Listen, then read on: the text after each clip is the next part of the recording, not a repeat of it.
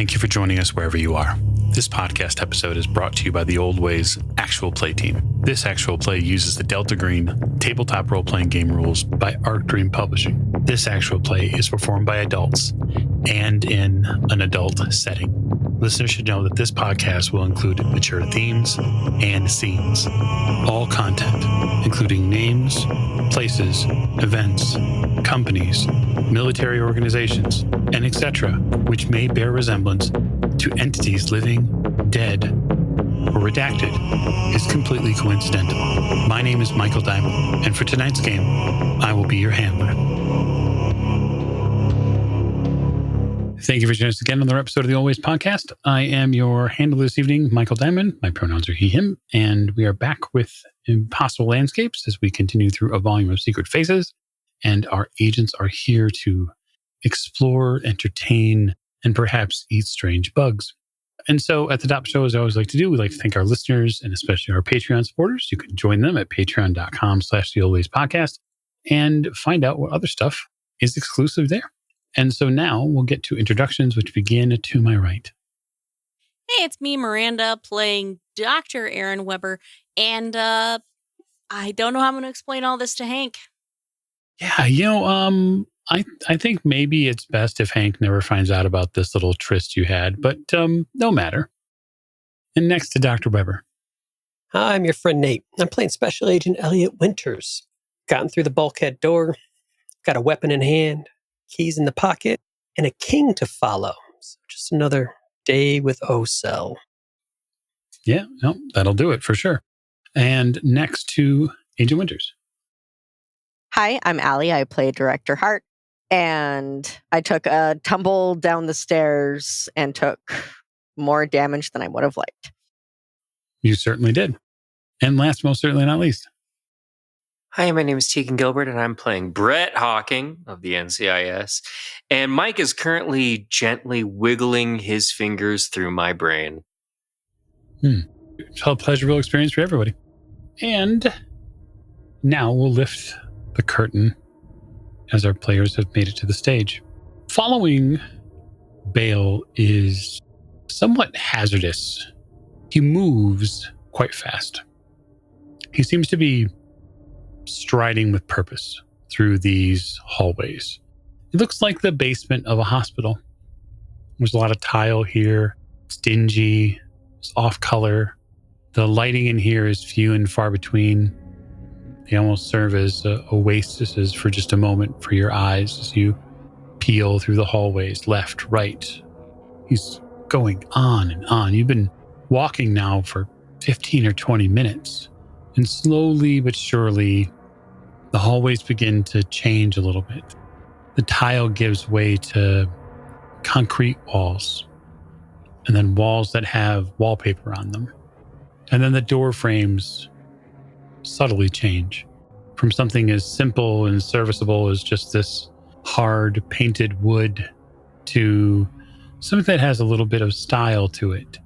At the edges, there's some additional woodwork craftsmanship that gets put into them. Tiny little spires grow from the corners, little indentations to show a period, perhaps an artistry marking. And Bale continues to move and move. And he's not talking outside of just urging you all to keep up. He keeps saying, it's just up ahead here. It's just up ahead. We have to make it there. You have to see the show. Yeah, I'm sticking close and tight behind him. I'm going to sneak up to Hart. Sort of lean over. He said, we got to see the show. Do you trust this guy? I trust him about as far as I can throw him, which probably is not going to be very far. Okay. I'm not exactly sure why Weber trusts him so much. Okay, I didn't miss something then. She's like, I don't know, glamored by him. Yeah. Okay. I mean, he did have a lot of information for us, but I'm going to keep my eyes on him too then. Yeah. I'm worried about what this show might be.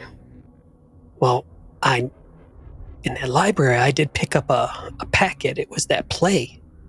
And one of them, Bale or the other one, did say there's a theater hidden down here, but then also talked about that's where that dragon was, right? And I'm pretty sure they said that dragon was super dangerous, would kill us. So now he seems to be taking us right there. Yeah, and I don't know if that tiger was real. So what if there's a real dragon? Exactly. It was a paper dragon. Well, now that does not give me any comfort. Me neither. You stole that book too. Did you ever take a peek at that book that you took out of that library? Am I remembering correctly that you did take a book? According to my notes, I took a book. Okay.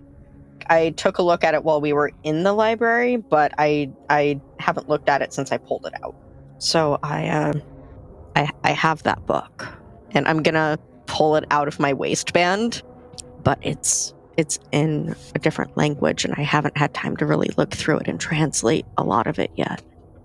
You think it's in it's a dumb question, I know, but you think it's in a different language from our world, or like a whole different language? Oh no, it's in German. Oh, good. So that's encouraging, but the only thing I found was like a little bit of history, and that was all I got to read before there was, the tiger.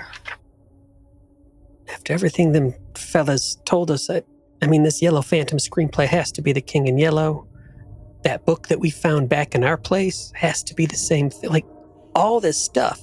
That artwork we found in the McAllister, that artwork I found in the McAllister, now I'm wondering if has it just been the same thing over and over, different versions of it? It's just been haunting us in all these different ways, Hart. Yeah, and we're getting too old for this, Elliot. Oh, you could say that again. I don't think either of us are going to see our pensions. Not at the rate we're going. For the first time since you can remember, your feet have a rug underneath them. You notice that this hallway has a rug. It's well-made, burgundy in color. You see now that this hallway has recessed lighting behind scalloped glass. There's beautiful gold-painted trim in this hallway. And there's even a couple of plaster Greek masks in the corner. It's beginning to change to the point where you're not certain you're in the hospital anymore. Where are we? Bale stops, which is really abrupt for you, Hawking, because you were on directly behind him. Oh, hey, yo. He turns around and looks at you, Hart, and says, "We're in the theater. There's a show, one you need to see." How much further do we have to go? It's not far at all, actually. He extends a long hand towards one of these doors. Right here. But I'm going to remind you to be quiet. You hear a gong from inside, and Bale leaps towards the door. Like, oh my gosh. And he opens the door and slips into this space. Yeah, I'm following him. 110%. Can we slip behind him? Certainly. Anybody staying out or trying to stay out? I look at Elliot. I look at Hart. I shake my head like I don't want to go in there. There's this one entry in. Is this like a old theater lobby kind of thing? There are other doors. It does give you the feel like it's an old theater lobby. There are seemingly other doors on this side of the wall that look like they're also theater doors. There's not like stairs in the wings going up to a balcony or something. Didn't appear so. I don't know, Hart. I don't think there's a second way. I ain't going back to the hospital. No, me neither. I'll take a deep breath and I'll slip in. And I will go in last. You go in. Bale is standing just inside the door with Weber and Hawking. When the two of you get inside, he turns and quickly ushers you towards the front row. Come on. Quickly. I rush. Front row seating's nice. Yeah, me too. The seats are plush, red, really, really nice. They're like the old style velvety theater seats, sturdy and steel. Very sturdy. It feels so good to finally sit in these seats. Is there anyone else in this theater? It's interesting that you asked that, Elliot. There are other people in this theater. As you look around, you see that there are many people who watch the stage. It must be 40 or 50 of them. They're in the dark, though. It's hard to make them out. But I'll ask you for an alertness roll. Unfortunately, that is a 7 under 50. It feels like one of those rolls you don't want to get. It does, doesn't it? So you see that many of these people you do know. You see Jojo. You see long dead partners, former co-workers. You see grandfather, all watching with rapt attention at this stage. Mouth a little agape, eyes focused. People who have no business being here. People that shouldn't be here, but yet are. And so I'll ask you to make a sanity roll, as this is quite unnatural. That is for sure. Roll 20 has decided that I will have a 100 on that roll. I see our friend Roll20 are choosing violence today. So I am going to take the maximum amount of sanity from you from this, and that is 6 points from the unnatural, and you can tell me how you would like to deal with that. I think seeing some of the folks in the audience, I, almost against my will, look around for my dead mother, Carla. There she is. And I will go sit next to her. You go and sit next to your mother, Carla, and as you sit down, she turns to you, and just for the sheer fleeting moment, she seems to notice you and vanishes in front of your eyes. This is also going to cost you a point of sanity. In her spot, there is a thick puddle of red oil. I think in terms of the sanity reaction then and all of that, I think I stand up, I yell no, and I'm going to run back towards those doors and try to get out. Okay. You run back towards the doors. When you grab onto that bronze handle, the heavy handle of the theater doors, you pull, but the door will not come open. And I'm yelling, let me out! Let me out! I don't want to see them! I don't want to see this! You fight with the door, and within moments, you feel Bale's presence by you. Elliot, you're not helping. Take your seat, man. The show is about to start. I shouldn't be here. I'm not quiet.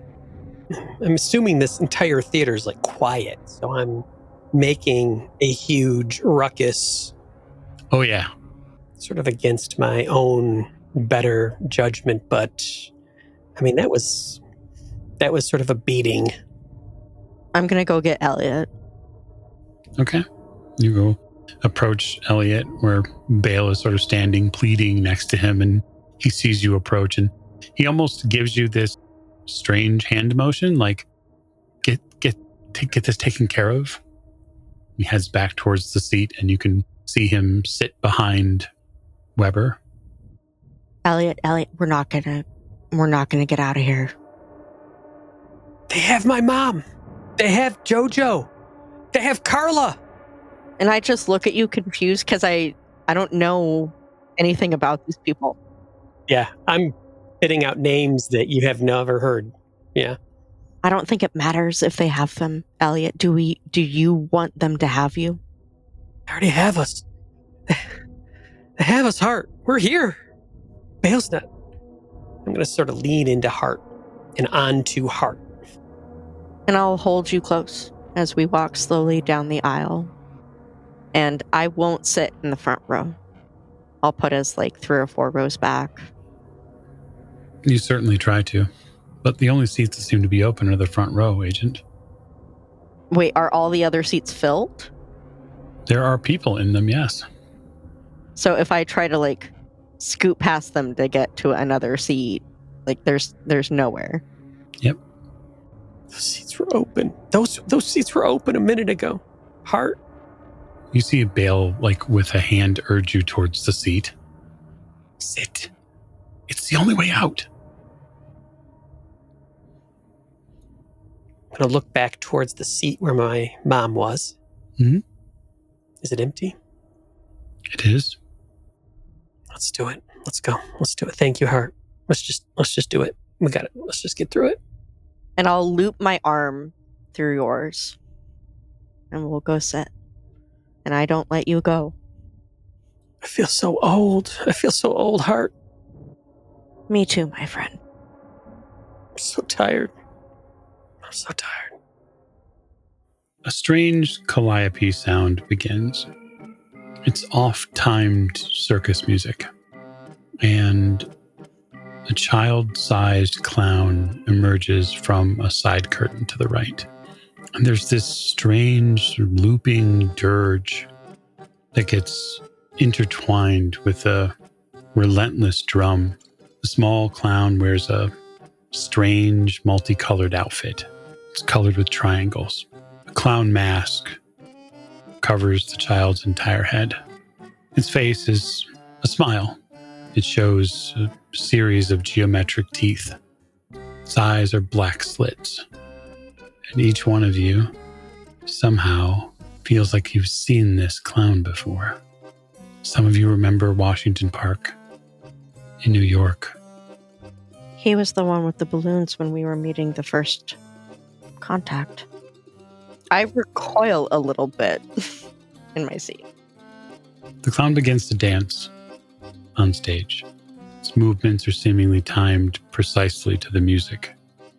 As it gets near one portion of the stage, it reaches out, off stage, and lifts a paper dragon onto stage. I will give my agents an alertness roll. I muted. Weber failed. Okay. 46 under 50. 26 under 56. Okay. 5 under 50. As the clown dances, you can see, those of you who've succeeded, you can see a thin, almost aerosol-like reddish mist that creeps up from the audience towards the stage. It's like a faint cloud. The paper dragon seems to trail behind the clown. It draws patterns in the air, cuts through the red mist, causing it to vanish, almost like the paper dragon is absorbing it. In your ear, Dr. Weber, you hear Bale's almost honeyed voice say, "Make sure you stay to the end. You have to stay until everything is done." Weber kind of leans forward out of interest to become fully engaged in what's going on. I'll tell you when you need to move.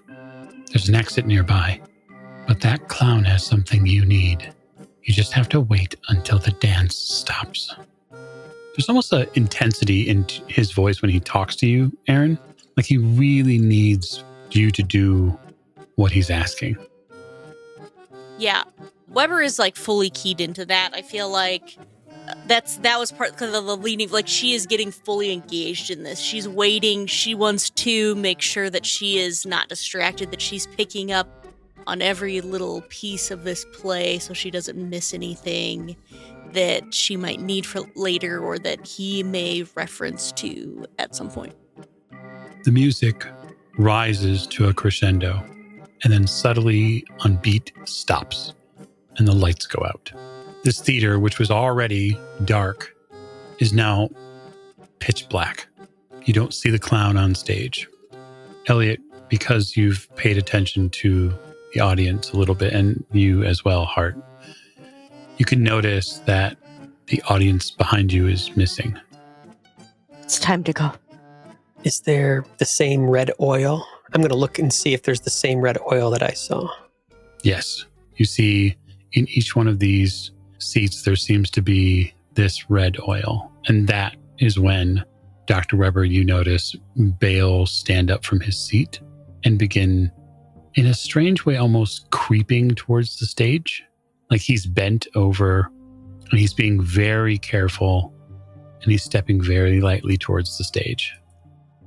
Yeah, I'm trying to keep track of that with my peripheral vision while also just staying honed in my eyes, trying to adjust to things to see what's happening. I'm gonna follow Bale, mimicking his motions. Okay. Yeah, he turns, and as he sees you following him, he motions you he motions more at Aaron to come up to the stage. He sort of motions to the rest of you. Come on quickly. Oh, I scurry up from my chair. He walks across the stage towards the right, and he looks over, and he waits. Does anyone follow him over? Oh yeah, I've been glued to him the whole time. Just making sure. I don't want to presuppose. I've been following, yeah. I'll follow Hart. So if whatever Hart does, that's where Elliot will be for a few more minutes. Are the curtains still open? Mm-hmm. And is Bale like moving towards the back of the stage, like past the curtains? Yes, he is moving behind the curtain. Okay, I'm going to stick very close to the curtains, but I'm going to leave like 10 or 15 feet between me and him. Behind the curtain, those of you who stick to Bale's side notice that the clown is sprawled out on the ground. It's smaller than it was before. It's maybe the size of an infant. The paper dragon next to it is enormous by comparison. Both are so white that they glow in this space, which is all but dark. And you see Bale reach out with a deft hand and pluck the paper dragon, and he slowly drags it back out on stage. You watch him also eye the clown intently. I tuck me and Elliot in between the curtains, Okay. like drawing the curtains around us, but enough to see what's going on. Okay. In a swift motion, Bale rips the paper dragon. As he rips it open, you see that there is a glass container in it, and it has deep red oil. This looks like the same oil that came out of your eye, Hawking. Oh, sweet, I can get mine back. He gestures with it towards you, Weber, and says, Petsu. Does that make any sense to me? Hell no. Oh, I'm sorry. I don't know what that means. The Patsu is the way out. He seems to unscrew the top of this glass lid. I'll take it and then I'll start to put it to my mouth to see if there's encouragement. So, like, when he unscrews the top and he shows this glass container full of liquid, the first thing he does is he takes a drink out of it and then hands it to you. Oh, yeah, then I'll take it and drink it, yeah. A moment passes between when he takes a drink of it and hands it off to you, and all of you who can see Bale on stage from your position where you're at, he disappears as if he is not there. He poofs. And that's a sand roll. Failure for Weber. 20 under 41 success. 42 over 40 failure. Oh, that's a failure. So let's deal with our failures first. For you, I should say, Elliot, for you, given you succeeded, you take a single point from the unnatural. And so, Dr. Weber, I'm going to deal you 4 points of sanity damage. Oh, shit. So if I hit my breaking point, Mm-hmm. then that is bad. Normally, yes. Okay.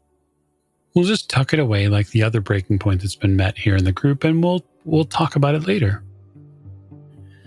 So, Director Hart, you're going to take a point of sanity damage. Thank you. You're very kind. It's just the dice.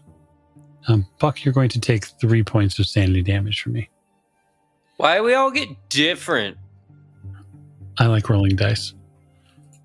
And then at that point, Weber drinks. And Hawking, you're next to Weber. Yeah, pass it. Okay. You take the glass container from Weber, and then you drink out of it? I 100% drink out of it immediately. When you drink out of it, Weber disappears. How big is this jar? It's about the size of a thermos. Speaking of Hart, thanks for speaking up. You and Elliot are by the curtain, and so the two of you would hear and see the clown stand up.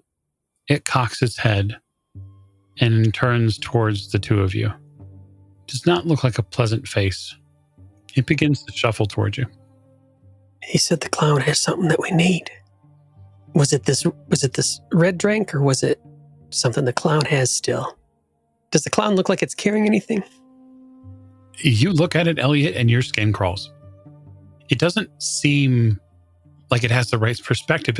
It's tiny. It's super small. It's the size of an infant, but somehow for you it looms large. It's a tall man as it begins to emerge back from the curtain. It's growing. And I will run onto the stage and grab the thermos unceremoniously from Hawking, and I will shove it at Elliot. Drink.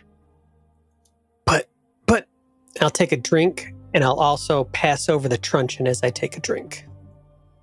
So here's what I'd like the two of you to do. Because the clown is now active. So Hart, I'm going to have you make a Dex times 5 roll to see if you can pass it to Elliot without dropping it. 63 under 70. Ooh, very close. Okay, so you succeed on the roll, and so you can pass the thermos off into Elliot's hands, which happened now. So because Weber and Hawking have drank, I'm going to ask the two of you to make sand rolls. Oh, thank Christ. I passed. Yeah, I'm good. I'm always good. So you blink for a moment and then are standing back on the stage with Elliot and Hart. Wait, did I not want to be good? Hart, you drank. Make a sand roll.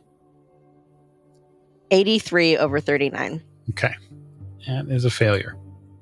You drink, and when you do, you vanish. And so that is going to cost you some sanity. It's actually going to cost you 4 points of sanity. But you drink, pass it off to Elliot, and Elliot, you have the container in hand. That's when Weber and Hawking reappear. And I'm going to ask you what you're going to do. Are you drinking? Are you reacting to them reappearing? Wait, what the shit? Did you guys go back? Wait, what's the clown? Is the clown approaching? Like, is this... Yes. Not only is the clown is beginning to approach, and you also, the thing that sort of made your skin crawl was that not only is it approaching, but it's getting bigger. Yeah, we got to move. We got to go. Drink and let's run. Run.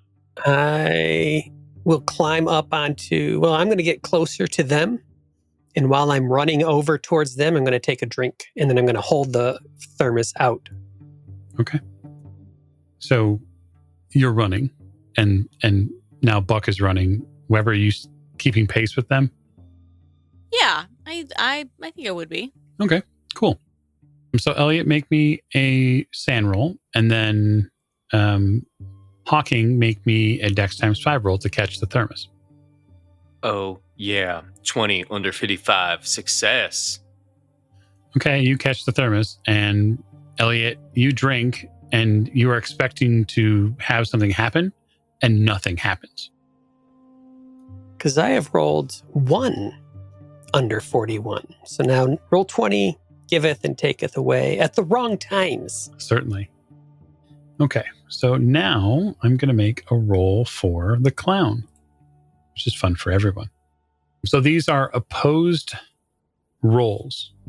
So the clown is going to make a roll, and if successful, you'll have to either make a dodge or an athletics roll. That is a not successful roll from the clown, so you're okay, but you are moving now.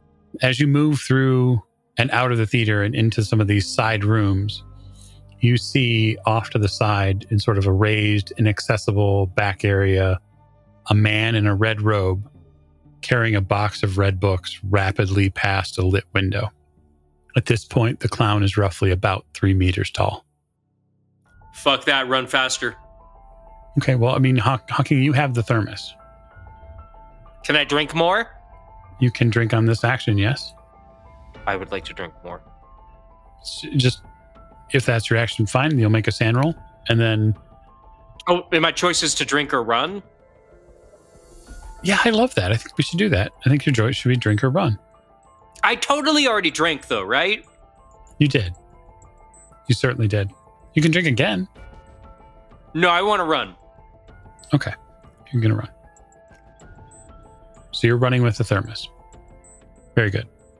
Running with the thermos. Yeah, but Elliot drank too, right? He did. He did. Is there like a door? Can I run away? You are running. You're running outdoors through hallways, through this never-ending maze, seemingly, of tunnels. But the clown keeps pursuing. And it also keeps growing. It's okay. If we keep running, eventually he'll get stuck in the hallways because they'll be so big. Wait, are you there? Yeah, Weber's here. She reappeared. The only agent not with you is now Hart. And our characters have no idea why. Right. We came back, and Hart did not. Yep. When we left, did we see things? You probably had a momentary view of, say, a strange old like craftsman style house, like the interior bedroom of one. Just for a moment, though. So you have the thermos, Hawking. You're just running with it. You're not drinking, so you're just running with it. I mean, I already drank. You did. And based off of the tone of your voice, I decided that running was the right choice. See, I think the clown's going to attack you some more. I think that's what's going to happen now. Not with that roll. So when the clown comes after you, as it seems to be chasing the lot of you, it's swiping at you with like its sort of pale, like got these white gloves on, these really long arms. And it's desperately trying to, what feels like grapple you, get a hold of you. As you continue down the hallway, Weber, you notice that the ceiling is sort of semi-transparent, and there are dozens of out-of-focus people that appear to be circling above. They're dancing. Also, the ceiling is getting much, much higher in this space. Hawking, I think I'm gonna drink it again. Give it back. Okay. So if you're going to drink and run at the same time, you can make me a luck roll. Okay. 95, which is a fail. It is, so you're going to have to stop to drink. Okay. Well, It's a risk I'm willing to take. Gotcha. Okay. So go ahead and make me a sand roll. 67. Love that. All right. Lose 1 point of sanity, Dr. Weber. Okay. You drink. And now it's up to either Hawking or Winters to make a Dex times 5 roll to grab the thermos. Oh, I got this, right? But if you grab it, you got to drink. I grabbed it. I'm gonna suck that bottle. Okay. So I'm going to make another clown attack. And somebody is going to have to make me a dodge or athletics roll. It'll either be high for Winters or low for Hawking. And it is low. So Brett, go ahead and make me a dodge or athletics roll, whichever is higher. And let me just say you don't want to fail this roll. No! It is a 86 over 58, so that's a failure. Okay. So you reach out and you grab the thermos as Weber blips out of existence. And as this clown reaches out at this point, which now is, the clown is 5 meters tall, it's grabbed you. And when it grabs you, it takes this white gloved hand and presses it against your chest. And it feels like your body wants to explode from the inside out. And so what I'm going to do is I'm going to make a lethality roll. Oh, you were so lucky. So that's a 25. So that's not low enough to trigger lethality to instantly kill you. The nice part about that is it doesn't seem to do any damage if it doesn't win lethality. So that's helpful. So it's like lightning. It either strikes you or doesn't. Right. Yeah. So you survive and you have the thermos. And so now you can drink, but it technically has you in a grapple. So you drink and now I'm going to have you roll sanity. At least I got this special Capri Sun. Oh, thank God I failed. You lose 1 point of sanity and you blip out of existence. So for Elliot, things have changed a little bit. The thermos is now falling from this position where it was in Hawking's hands. The clown, now 6 meters tall, looms above you. And if you want to catch the thermos, you'll have to make a successful dex roll. I really want to catch the thermos. 4 under 50. You catch the thermos. In the space there where you're at, in this part of the hallway with the clown, there is a presence that you see on your right side. Just as you're grabbing the thermos, you catch sight. A strange little man in a lavender suit. He stands behind a large window. He's surrounded on all sides by wet, dead, rotting children. And he's staring at you, applauding. And the vision alone requires a SAN roll. 57 over 41. Okay. And can I take a giant drink and give him the finger at the same time? Absolutely. Absolutely. I will charge you a single point of sanity for seeing that horrific sight, and then you can make a subsequent sanity roll to drink. Kind handler would have let me ride on that failure. Oh, good. 72 over 40. I'll just take the next failure. And that's another 2 points of SAN loss for you, Agent Winters. Brutal. A brutal 5 minutes. You disappear from existence. And so we will end our episode like this.